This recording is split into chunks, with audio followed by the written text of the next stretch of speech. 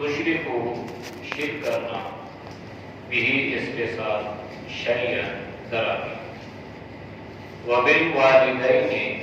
اور ماں باپ کے ساتھ احساناً نیکی کرنا ولا تقتلوا اور مت قتل کرنا اولادکم اپنی اولاد کا من املاق بھوک کی وجہ سے افلاس کی وجہ سے نحن ہم نرزقکم تمہیں بھی رزق دیتے ہیں وَإِيَّاهُمْ اور ان کو بھی وَلَا تَقْرَبُوا اور قریب نہ جانا الفواحش بے حیائی کے ما کو ظاہرہ جو ظاہر ہے منہا اس میں وما بطن اور جو چھپی ہوئی ہے وَلَا تَقْتُلُوا اور قتل نہ کرنا النفس کسی انسان کو کسی نفس کو التی وہ جو حرم اللہ حرام کیا اللہ نے الا مگر بالحق کی ساتھ حق کی ذالکم یہ تمہیں وصاکم وصیت کی جاتی ہے بھی اس کی لعلکم تعقلون تاکہ تم عقل حاصل کرو یا سمجھ لو آیات کا ماقبل آیات کے ساتھ ربط و تعلق یہ ہے ماقبل آیات میں حلال حرام کا اللہ نے ذکر فرمایا پھر اس کے بعد اللہ نے شرک کی مذمت بیان فرمائی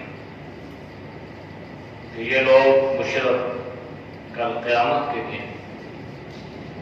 جب اللہ کے عذاب میں مبتلا کیے جائیں گے تو یہ کہیں گے کہ ہم نے تو شرک نہیں کیا تھا تو اللہ ان سے فرمائے گا کہ آپ نے شرک کیا ہے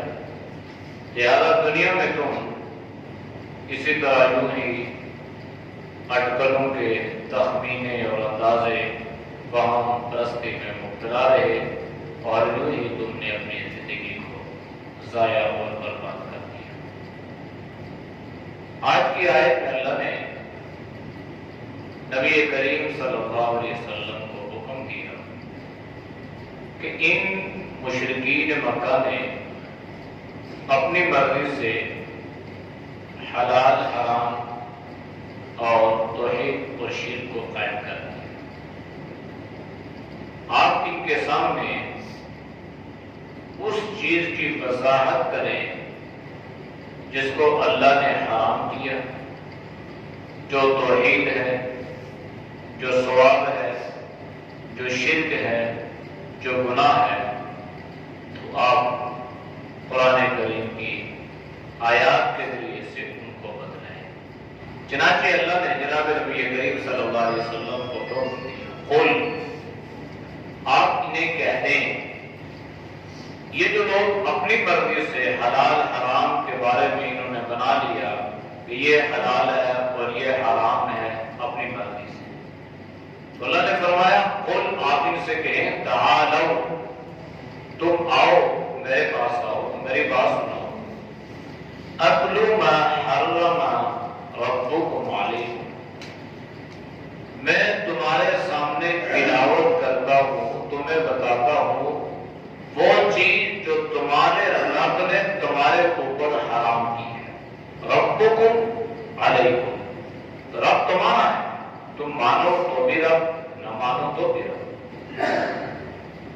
اور علیکم تم پر اللہ نے کچھ چیزیں حلال کی ہیں حرام کی ہیں تو وہ تمہیں اب کیسا پتہ چلے گا کیونکہ تم نے اپنے دین کو تو تبدیل کر دیا اپنی کتابوں میں تم نے تحریف کر دی رد و بدل کر دیا تغیر کر دیا تبدل کر دیا قرآن کریم تو ہر طرح کی تبدیلی سے تغیر سے کمی بیشی سے محفوظ ہے پاک ہے لہذا آؤ اب یہ جو اللہ کے نبی نے فرمایا نا آؤ تو اس میں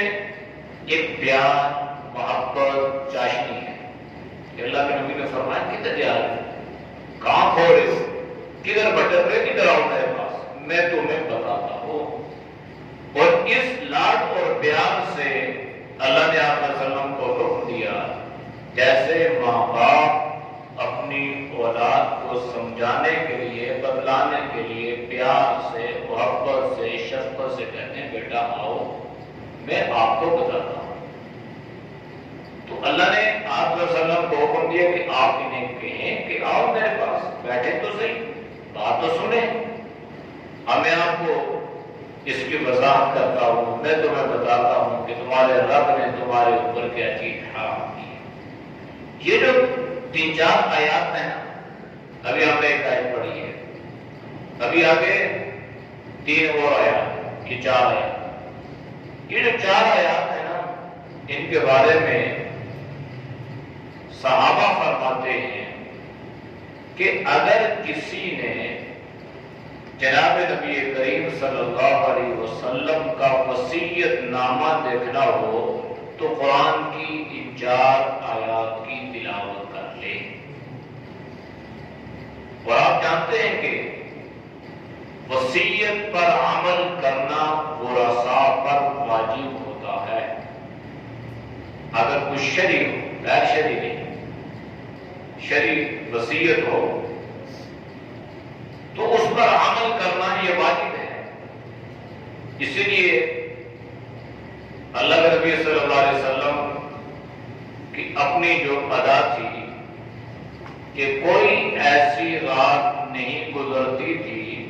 کہ آپ کا وصیت نامہ آپ کے سرحانے نہ رکھا ہو، اس لیے کہ انسان ہے، بول چوک ہے، معاملات ہیں، دین دین ہے، تو انسان دنیا سے چلا گیا تو پیچھے کسی کو کیا پتا بھائی اس کے کس کے ساتھ لین دین تھے، کس کے ساتھ کیا معاملہ تھا، کہاں سے لینے تھے، کہاں لینے کے تو اتنی پریشانی والی بات نہیں ہے، لیکن زیادہ معاملہ دینے کا ہے، اس لیے کہ یہ قرض جو ہے مخروص جناب نبی کریم صلی اللہ علیہ وسلم کے سامنے جب کوئی جنازہ آتا تو آپ پڑھانے کے لیے آگے بڑھتے تو آپ اکثر پوچھتے تھے کہ یہ جو میت ہے جس کا ہم نے جنازہ پڑھنا ہے یہ مقروض تو نہیں ہے؟ اگر آپ صلی اللہ علیہ وسلم کو اطلاع ملتی کہ یہ مقروض ہے تو آپ ورثاء سے فرماتے کہ پہلے اس کا فرض ادا ہو، اگر وہ اس قابل ہوتے تو ادا کرتے، ورنہ بعض اوقات آپ صحابہ سے بھی فرماتے بھئی ہے کوئی یہ فقیر تھا یا غریب تھا جو بھی ہے تو اس کا کوئی قرض، تو صحابہ میں سے اکثر کہہ دیتے میں اس کو دیا دیں، تو اس کے بعد آپ صلی اللہ علیہ وسلم نماز جنازہ پڑھاتے تھے، اس کی اتنی اہمیت ہے۔ تو اس لیے وصیت جو ہے نا شرعاً ورثاء پر عمل کرنا واجب ہے۔ اگر میت نے یہ وصیت کی ہے کہ مجھے جو ہے غسل فلاں دے، تو فلاں اگر میسر ہو تو اس کو دینا چاہیے، اس لیے اس پر واجب ہے۔ اگر میت نے یہ وصیت کی ہے کہ میرے مرنے کے بعد میرا جنازہ فلاں پڑھائے، تو اگر وہ میسر ہو تو اس کا پڑھانا اس پر ضروری ہے، واجب ہے ورثاء کے لیے کہ اس کو لے کر آئے۔ اسی طرح اگر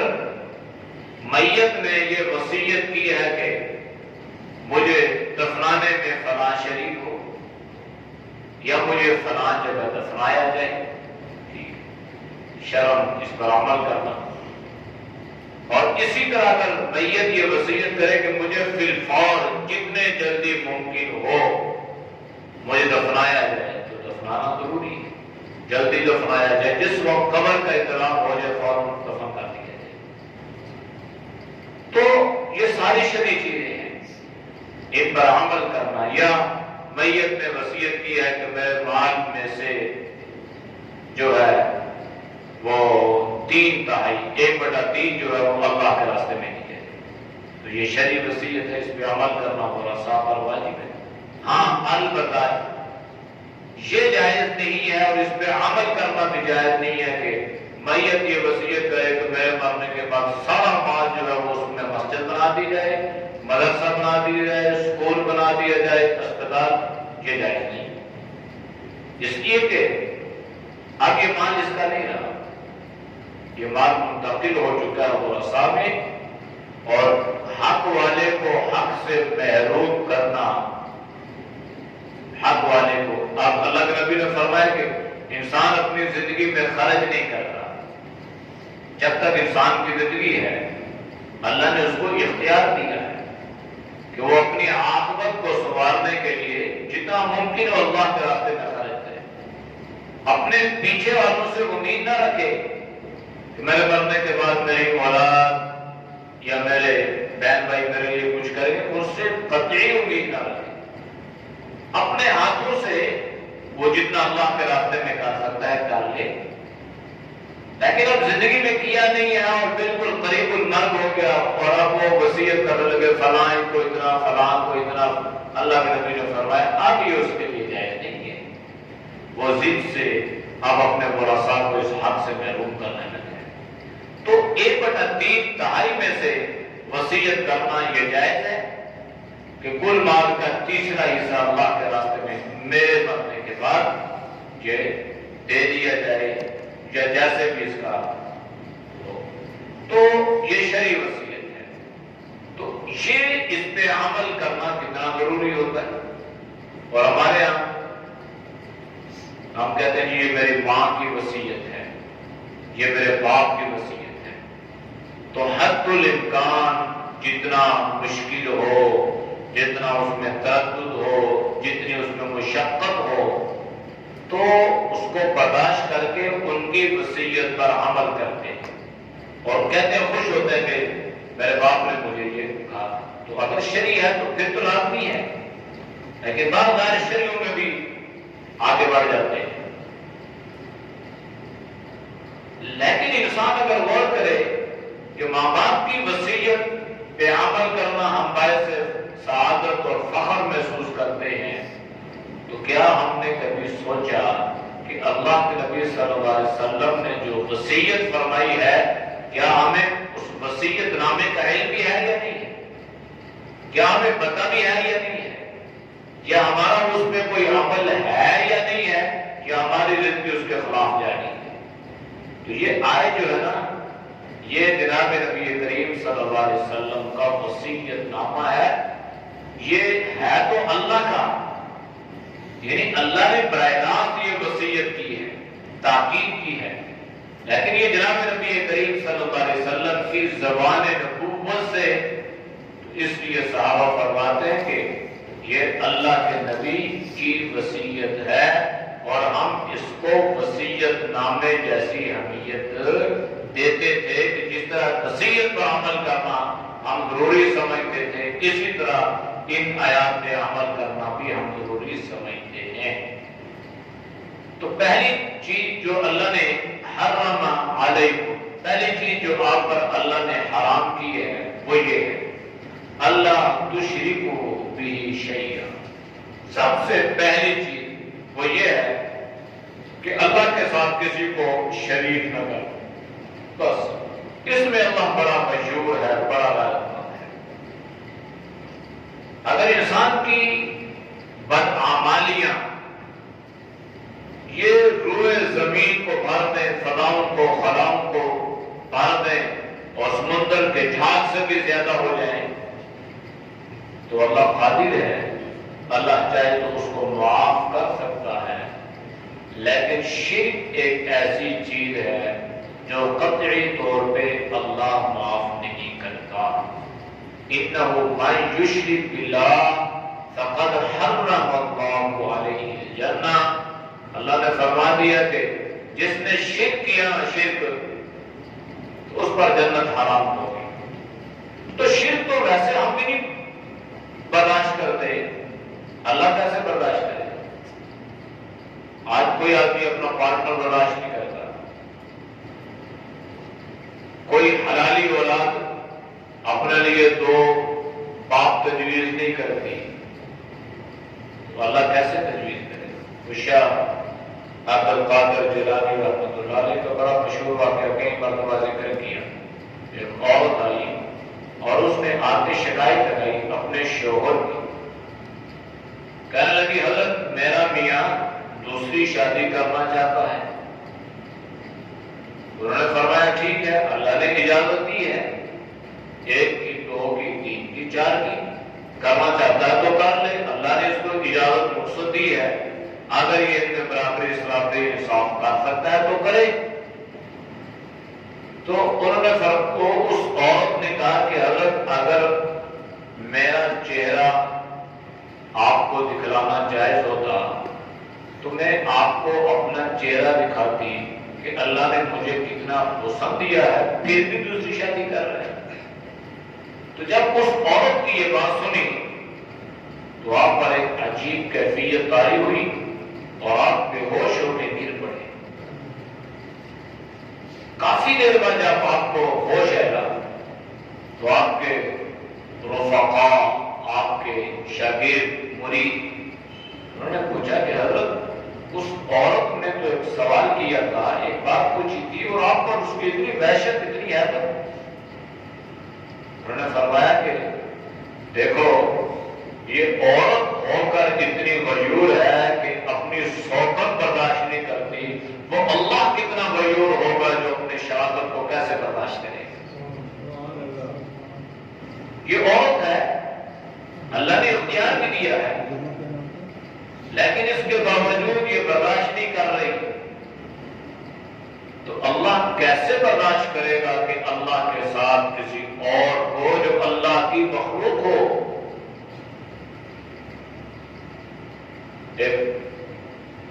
کئی اس پر دلائل ہیں. تو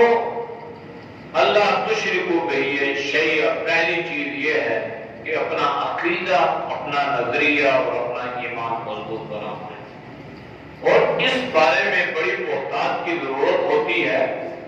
اور احتیاط یہ ہے کہ انسان اپنے عقائد کا احتساب کرتا ہے. اعمال کا تو ہے نا، یہ تو اللہ کے نبی نے فرمایا کہ اپنا احتساب کرو، یعنی اپنے آپ کو اپنے گریبان میں جھانکو کہ میں نے آج کیا ٹھیک کیا، کیا غلط کیا، مجھے کیا کرنا چاہیے تھا، مجھے کیا نہیں کرنا چاہیے تھا، میں نے آج کتنے جھوٹ بولے، کتنی. یہ احتساب ہے، یعنی اس کو شمار کرو، گن کرو، اس کا حساب کرو اس سے پہلے کہ تمہارا حساب کیا ہے. اپنا حساب کرو اس سے پہلے کہ آپ کا حساب. تو اپنا کریں گے تو بچت ہو گئی، اللہ کرے گا تو پھر بچت تو نہیں ہوگی. تو اس لیے عقائد کا احتساب جو ہے یہ بہت ضروری ہے کہ میرے عقائد میں کہیں شرک کی آمیزش یا ملاوٹ تو نہیں ہے. تو اس کا احتساب کرنا چاہیے. پہلی چیز وبالوالدین احسان. دوسری چیز ماں باپ کے ساتھ، والدین، ماں بھی باپ بھی، احسان. ویسے احسان کا معنی نیکی کرنا ہے، اور احسان کا ایک معنی یہ ہے کہ کوئی آپ کے ساتھ نیکی کرے تو آپ بھی بدلے میں نیکی کریں. ایک معنی یہ ہے. مفسرین نے لکھا ہے کہ یہاں پر احسانن کا معنی یہ ہے کہ ماں باپ تمہارے ساتھ نیکی کرے یا نہ کرے، بہرحال تم نے ماں باپ کے ساتھ نیکی کرنی ہے. آپ نے ایک نام سنا ہوگا مولانا عبید اللہ سندھی رحمہ اللہ. ان کو امام انقلاب بھی کہتے ہیں. 27 سال تلاوت جیل، ان کی صحبت ہندوستان کی تاریخ میں بہت بڑا ان کا نام تھا. تو ان کا گھرانہ تھا نا، یہ سارا سکھ تھا، سکھ گھرانے سے. ان کی والدہ سکھ تھی اور ان کو اتنی اذیت دیا کرتی تھی کہ بعض مرتبہ مجلس میں آ کے ان کی والدہ نے ان کو جوتے بھی مارے تاکہ لوگوں کے سامنے یہ ذلیل ہو. لیکن کبھی بھی اپنی سکھ والدہ کے سامنے بھی انہوں نے اف تک بھی نہیں کہا. مطلب ہے سکھ ہے، کافرہ ہے، مشرکہ ہے، لیکن چونکہ کے دین کو سمجھتے تھے کہ بے شک کافر ہو لیکن دنیاوی معاملات میں ان کی نافرمانی جائز نہیں ہے، اخروی معاملات میں جائز ہے۔ وہ کہ جی نماز جو پڑھتے ہو تو بڑے کی نافرمانی نہیں ہے۔ تو اتنا اللہ نے ان کو نوازا، کیا کچھ صعوبتیں اور پریشانیاں نہیں آئی، لیکن ماں باپ کی خدمت کے صلے میں اللہ نے آپ کو کتنے عزت، کتنا اجر، کتنا مقام اور مرتبہ دیا کہ آج بھی جہاں پر علماء کا نام آتا ہے وہاں پر عبید اللہ سندھی رحمہ اللہ کا تذکرہ لازمی ہوتا ہے۔ امام انقلاب یوں نہیں کہا گیا تو سکھ ماننا، لیکن آپ کی تعظیم، آپ کا ادب، آپ کا احترام اتنا تھا۔ حدیث میں اللہ کے نبی نے فرمایا کہ ماں باپ آپ کے لیے جنت کے تالے ہیں، تالے، اور ان کی اطاعت یہ چابی ہے۔ یعنی اگر تم جنت میں جانا چاہتے ہو تو تمہارے پاس مفتاح، تمہارے پاس کنجی، تمہارے پاس چابی جو ہے یہ ماں باپ کی اطاعت ہے۔ اگر ہوگی تو تم اس تالے کو کھول پاؤ گے، اگر نہیں ہوگی تو وہ تالا کھلے گا نہیں۔ جب جنت کا تالا نہیں کھلے گا تو جہنم کا دروازہ کھلے گا۔ اس لیے اللہ کے نبی نے فرمایا کہ معمولی بات نہیں ہے۔ آپ نے خود حسرتوں کا اظہار فرمایا، کاش میرے ماں باپ زندہ ہوتے، میں نماز میں ہوتا، میری والدہ مجھے کہتی محمد، میں نماز توڑ کے ماں کی خدمت میں حاضر ہوتا، جی اماں جی۔ یہ آپ نے امت کو سکھلایا ہے، تو اللہ کی مشیتیں ہیں، اللہ کی مرضی ہے، لیکن سکھلایا کہ ماں باپ کی تعظیم، ادب اور احترام جو ہے یہ کتنا ضروری ہے۔ قرآن کریم میں نا جہاں پہ شرک کی نفی ہوئی، شرک سے منع کیا گیا، اس کے ساتھ اللہ نے ماں باپ کی نافرمانی سے بھی منع کیا ہے۔ تو آپ اندازہ لگا لیں شرک کتنا بڑا گناہ ہے، اس کے ساتھ ماں باپ کی نافرمانی کو اللہ نے جوڑا، جس سے معلوم ہی ہوا کہ یہ ماں باپ کی نافرمانی یہ اگرچہ شرک نہیں ہے لیکن اس سے بڑا، اس سے چھوٹا گناہ بھی نہیں ہے، اس کے ہم بنا یعنی برابر سرابر ہے، اس لیے اللہ نے اکٹھا بھی کر فرمایا ہے۔ قرآن کریم میں کئی جگہوں پہ اکٹھا اللہ نے ذکر کی ہے، جو اس کی ماں باپ کی اطاعت جو ہے یہ بہت ضروری ہے۔ اگر دنیا میں ہے ماں یا باپ یا دونوں، اللہ کے نبی نے فرمایا جس نے ان کی خدمت کر کے اللہ کو راضی کیا تو وہ تو کامیاب ہو گیا، اور جس نے اپنی زندگی میں اپنے ماں باپ کو پایا لیکن خدمت نہ کی وہ ہلاک ہو گیا۔ اور رمضان میں آپ حدیث سنتے ہیں نا، حدیث منبر، حدیث جبریل، جس میں اللہ کے نبی نے 3 مرتبہ آمین، اس میں ایک بات یہ بھی ہے جبریل امین نے بدوا دی تھی کہ وہ شخص ہلاک ہو جائے جس نے اپنی زندگی میں اپنے ماں باپ کو یا دونوں کو یا ایک کو پایا اور ان کی خدمت کر کے اللہ کو راضی نہ کر سکا۔ تو اللہ کے نبی نے اس پہ کیا فرمایا تھا؟ آمین، یعنی وہ ہلاک۔ اب جن کے ماں باپ دنیا سے جا چکے ہیں، اب وہ کیسے اطاعت کریں گے، وہ کیسے فرمانبرداری کریں گے؟ ان کی اطاعت اور فرمانبرداری یہ ہے کہ وہ اپنی دعاؤں میں اپنے ماں باپ کو یاد رکھیں۔ دعاؤں میں یاد رکھیں گے جو دعا ہے نا، جب تک آپ اپنے ماں باپ کے لیے دعا نہیں کریں گے اللہ آپ کی دعا کو قبول نہیں کرے گا۔ وہ دعا اللہ رد نہیں فرماتا، اللہ اس کو قبول کرتا ہے جس میں اپنے ماں باپ کے لیے دعا کی جاتی ہے۔ زندہ ہے تو سلامتی کی دعا کریں، عافیت کی دعا کریں، دنیا سے رخصت ہو چکے ہیں تو ان کی مغفرت کی دعا کریں۔ یہ جو احسان ہے نا، اس کا ایک معنی تصوف میں بھی ہے، جس کو آج کل صوفیہ جو خانقاہیں ہیں نا، خانقاہیں جس میں بڑے بڑے اللہ کے ولی بیٹھے ہوتے ہیں، لوگوں کا قلبی تعلق ان کے ساتھ ہوتا ہے، جس کو آپ دوسرے لفظوں میں بیعت بھی کہہ سکتے ہیں کہ جیسے میں فلاں کسی عالم کا بیعت ہو گیا، ان کا مریض ہو گیا، تو یہ بعض لوگ اس کو بہت معیوب سمجھتے ہیں۔ معیوب نہیں ہے، ایک سلسلہ اللہ کے نبی سے چلا ہے، یہ سنت ہے، لیکن اس کے لیے شرط یہ ہے کہ اللہ والا ہو، کسی کی صحبت میں جانا ہو وہ اللہ والا، یہ نہیں ہے کہ اس کی نظریں بجائے آپ کے دل کے، آپ کے جیبوں پر، تو یہ جیب اترے تو یہ تو نہیں ہے جو اللہ والے ہیں، جو اصلاح کرتے ہیں، بڑے بڑے اللہ والے آج بھی، تو ان کی نظر جو ہے انسان کے دل پر ہو، یہ ہو کہ یہ اصلاح والا بن جائے، طہارت پاکیزگی کو اختیار کرنے والا بن جائے، اور ہر طرح کی نفرتوں اور غدورتوں سے ختم ہو جائے۔ تو ان کی اصلاح میں تصوف، یعنی اللہ کی عبادت کو اس انداز سے کرنا کہ تمہیں یہ خاصیت اور یہ مقام اور مرتبہ حاصل ہو جائے، تم یہ سمجھو کہ ہم اللہ کو دیکھ رہے ہیں، یعنی میں اللہ کو دیکھ رہا ہوں۔ اگر یہ نہ ہو تو فرمایا کہ یہ سمجھو کہ اللہ ہمیں دیکھ رہا ہے، تو اس انداز سے عبادت ہوگی تو عبادت میں، ذکر میں، نماز میں اللہ حلاوت، مٹھاس اللہ نصیب فرمائے گا، اور اس کی برکت سے اللہ بہت سارے گناہوں سے حفاظت فرمائے گا۔ جب انسان کے دل میں یہ تصور پیدا ہو جائے کہ میرا اللہ مجھے دیکھ رہا ہے، تو وہ گناہ کے قریب جائے گا۔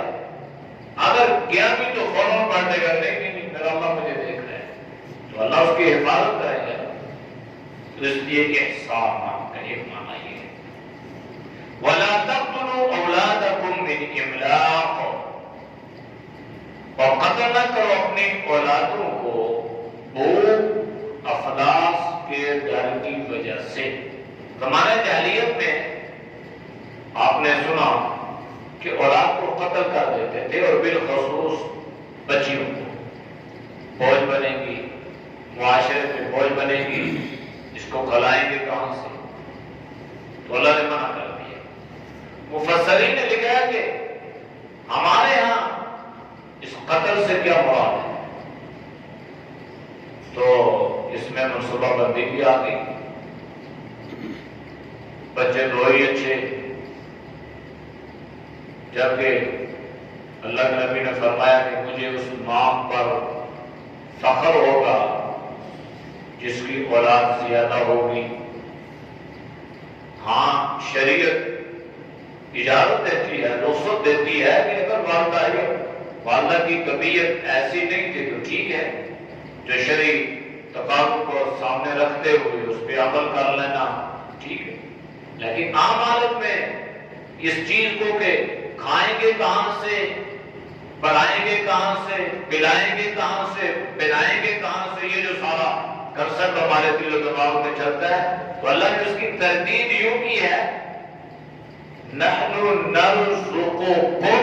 وإیاہم، اپنی اولاد کو قتل نہ کرو اس وجہ سے کہ بھوک اور افلاس اور غربت ہے۔ اللہ نے فرمایا کہ ہم تمہیں بھی دیتے ہیں اور انہیں بھی دیتے ہیں۔ ماں کے پیٹ میں 9 مہینے کس نے دیا؟ جو اللہ وہاں اندھیروں میں دے سکتا ہے، وہ جب اللہ باہر آئے گا نہیں دے سکتا۔ یہاں تو اللہ نے یہ فرمایا نا، دوسری جگہ پیچھے جو سورۃ النساء میں اللہ نے فرمایا تھا، یہ صیغہ تبدیل ہو گیا، نحن نرزقہم وإیاکم، یعنی ہم انہیں بھی دیتے ہیں اور ان کی برکت سے ہم تمہیں بھی دیتے ہیں۔ یعنی اولاد دنیا میں جو آ رہا ہے وہ اپنا رزق لے کے آ رہا ہے، کوئی آدمی کسی کے رزق کی وجہ سے کسی پہ بوجھ نہیں بنے گا، ہر آدمی اپنے مقدر کا نوالا کھائے گا، جتنے اللہ نے اس کے مقدر میں لکھے ہوں گے وہ کھائے گا، جب پورے ہو گئے تو پرواز کرائے جائے گا۔ ایک قتل تو یہ ہے جسمانی قتل، علماء نے لکھا ہے کہ ایک روحانی قتل بھی ہے اپنی اولاد کا۔ اور روحانی قتل کیا ہے اولاد کا؟ وہ یہی ہے کہ اپنی اولاد کو دین سے دور رکھنا، یہ اولاد کا روحانی قتل ہے، اور اس کی بڑی سخت مذمت ہے۔ اب آپ کے ذہن میں آئے گا کہ یہ کیسے روحانی قتل؟ جسمانی قتل تو بات سمجھ میں آ گئی کہ کسی طریقے سے حمل ضائع کروا دیا یا بچہ پیدا ہوا اس کو مروا دیا، جیسے زمانے جاہلیت میں تھا، بالکل سر عام قتل کر دیتے تھے، یہ تو ٹھیک ہے۔ روحانی قتل کیا ہے؟ تو اس پر علماء نے سیر حاصل بحث کی ہے، اور ہمارے بزرگوں میں سے بھی ایک بزرگ گزرے ہیں جن کو مفسر قرآن کا لقب علماء نے دیا، مولانا محمد اسلم شیخ پوری شہید رحمت اللہ علیہ، شہید ہو گئے تھے،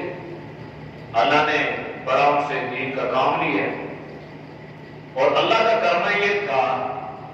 کہ وہ دونوں ٹانگوں سے معذور تھے، یہاں سے نیچے ان کا ٹانگیں تھوڑی تھوڑی تھی لیکن سانس نہیں تھا اس میں، یہاں سے اوپر اللہ نے ایسا حادثہ دیا کہ وہ اپنی کم عمری میں اللہ نے ان کو مفسر قرآن بنا دیا، بڑے علماء میں ان کا شمار ہوتا ہے، اور یہودیوں کی نظر ہوتی ہے ایسے لوگوں پہ جو دیکھتے ہیں نا کہ یہ عوام میں مقبول ہو رہا ہے اور اس کا حلقہ احباب بڑھتا جا رہا ہے اور اس کا لوگوں کو فائدہ ہو رہا ہے، اس کی زبان میں اللہ نے تاثیر رکھی ہے، یہ بہترین انداز سے دین کا کام کر رہا ہے، تو فوراً اس کو شہید کر دو۔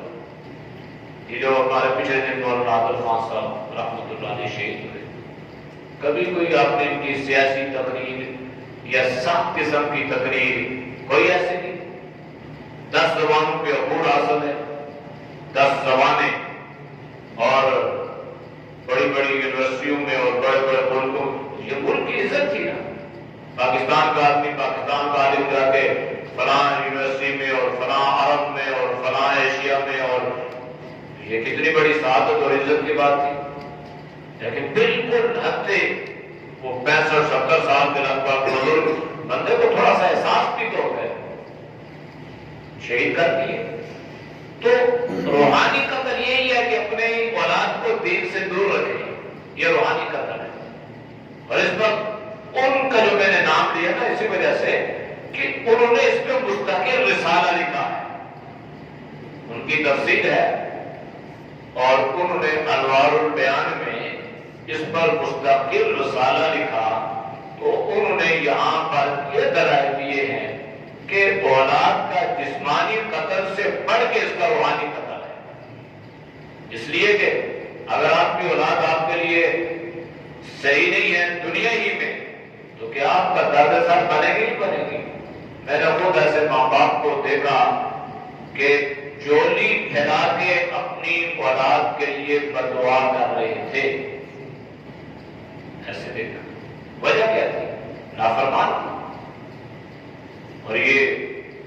کئی جگہوں پہ ایسا بھی ہوتا ہے کہ ماں باپ محنت کرتے ہیں لیکن اولاد راہ راست میں نہیں آتی، یہ ضروری نہیں ہے کہ آج تک ماں باپ کا قصور ہو۔ حضرت نوح علیہ السلام اللہ کے پیغمبر ہیں، بڑی محنت کی، اولاد راہ راست میں نہیں آئی۔ حضرت لوط علیہ السلام اللہ کے پیغمبر ہیں، بیوی پہ بڑی محنت کی، راہ راست پہ ہدایت پہ نہیں آئی۔ تو اس لیے اپنی اولاد کو جسمانی قتل سے بھی بچانا ہے اور اپنی اولاد کو روحانی قتل سے بھی بچانا ہے۔ اس پر مزید بحث انشاءاللہ کل کریں گے، آج کہیں جانا بھی ہے۔ اللہ ہم سب کو عمل کی توفیق نصیب فرمائے۔ الحمدللہ رب العالمین والعاقبۃ للمتقین والصلاۃ والسلام علی النبی الکریم۔ یا اللہ ہم سب کے سب اپنے گناہوں کو معاف فرما، گناہوں سے حفاظت فرما، نیک اعمال کی توفیق نصیب فرما، برے اعمال سے برے خیالات سے اللہ تو ہم سب کے حفاظت فرما۔ یا اللہ جس کے ماں باپ دنیا سے رخصت ہو چکے ہیں، یا اللہ ان کی مغفرت فرما۔ یا اللہ جو دنیا میں موجود ہیں دونوں یا ایک، یا اللہ جو بھی ہے، یا اللہ ان کو صحت ایمان والی زندگی نصیب فرما۔ یا اللہ ان کا سایہ کا دیر اپنی اولاد کے سر پہ قائم اور دائم فرما۔ یا اللہ زیادہ سے زیادہ ان کی خدمت کر کے اللہ تجھے راضی کرنے کی توفیق نصیب فرما۔ یا ارحم الراحمین ہمیں بھی اور ہماری اولاد کو بھی نیک صالح متی اور فرمانبردار بنا، روحانی اور جسمانی قتلوں سے اللہ تو ہم سب کی حفاظت فرما۔ صلی اللہ تعالی علی نبی الامین وعلی آلہ وصحبہ اجمعین۔